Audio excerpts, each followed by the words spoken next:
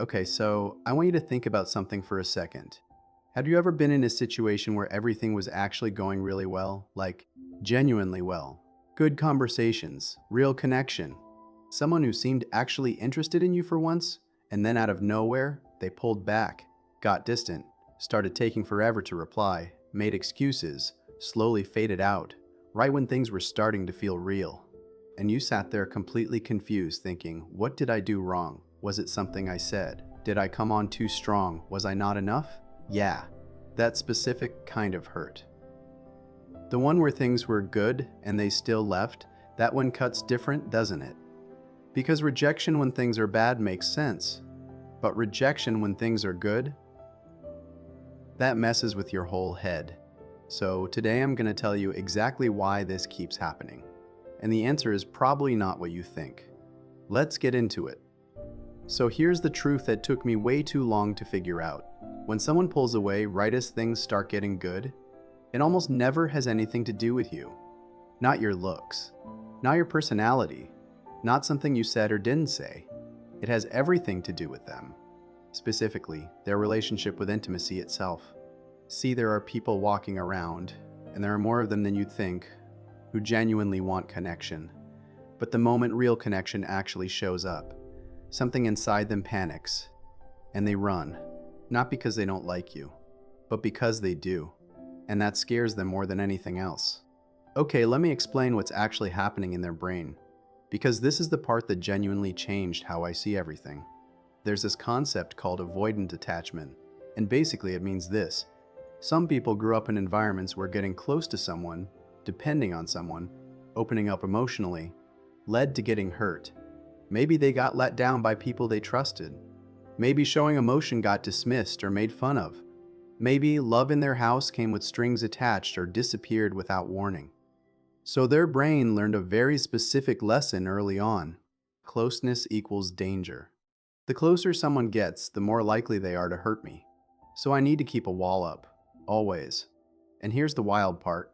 They don't consciously know they're doing this. They genuinely want love. They think they want a relationship, but the moment it becomes real, the moment it requires actual vulnerability, their nervous system fires an alarm, and they do whatever it takes to create distance again. Because distance feels safe, even when it's lonely. And here's where it gets really personal. Think about someone in your life who does this. Hot and cold, pulls you close then disappears. Amazing when you're not quite sure where you stand. Then suddenly unavailable the moment you get close to figuring it out. You probably spent a lot of time thinking, if I could just show them I'm safe, if I could just be patient enough, if I could just prove I won't hurt them, they'll finally let me in, right? But here's the honest truth. You cannot love someone out of their avoidance. You cannot be consistent enough, safe enough, patient enough to fix a wound that was created before you even existed in their life. That's not your job, and trying to make it your job just turns you into someone who slowly loses themselves chasing a person who doesn't know how to stay. Now here's the other side of this, because I want to be real balanced about it. Sometimes WE are the reason things fall apart right when they're getting good. And this is the part most people skip over because it's uncomfortable. Some of us, the moment something feels real and promising, we start self-sabotaging. We pull back first before they can pull back on us. We find reasons why it won't work. We start nitpicking things that didn't bother us before. We create problems in a relationship that was actually fine, not because anything is wrong, but because deep down, we don't fully believe we deserve something that actually feels good. So we unconsciously destroy it before it can destroy us. If that one hit a little close to home, that's okay. Recognizing it is literally the first step to changing it.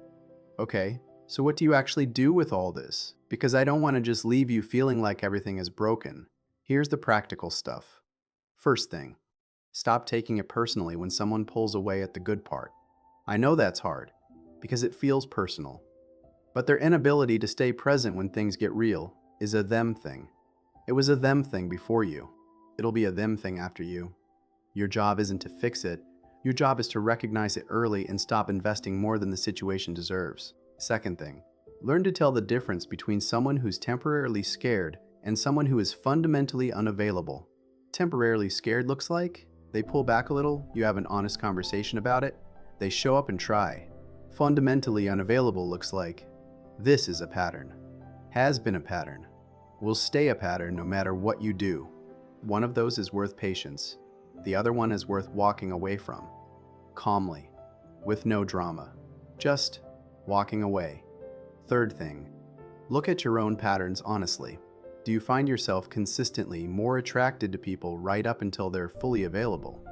Do you lose interest the moment someone is just straightforwardly into you? Does the chase feel exciting, but the catch feel anticlimactic? If yes, that's something worth sitting with. Because sometimes the reason we keep attracting unavailable people is that some part of us is unavailable too. And two unavailable people find each other like magnets, not because they're meant to be, but because they both feel comfortable at exactly the same level of distance. Here's what I really want you to take away from this. You are not too much. You are not too intense. You are not the reason good things fall apart. Some people are just not in a place where they can receive what you're offering, and that is genuinely sad. But it is not your fault. And the worst thing you can do is shrink yourself, dim yourself, make yourself smaller and quieter and less, trying to be easier to love for someone who hasn't done the work to love anything fully yet. The right person for you won't need you to be less. They'll just stay without you having to perform for it, without you having to earn it over and over, without you going to sleep every night wondering where you stand. That exists. It genuinely does.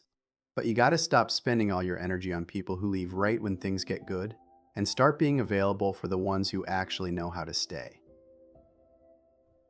Alright, here's what I need from you right now. Drop in the comments and tell me, honestly, has this ever happened to you? Things were going good, actually good, and then out of nowhere they pulled back? How did you handle it? Tell me below. Because I read every single one, and if you've got a friend who keeps ending up in this exact situation, wondering why the good ones always seem to disappear right before things get real, send them this video right now. Because the answer they've been looking for is literally in here, and I'll see you in the next one.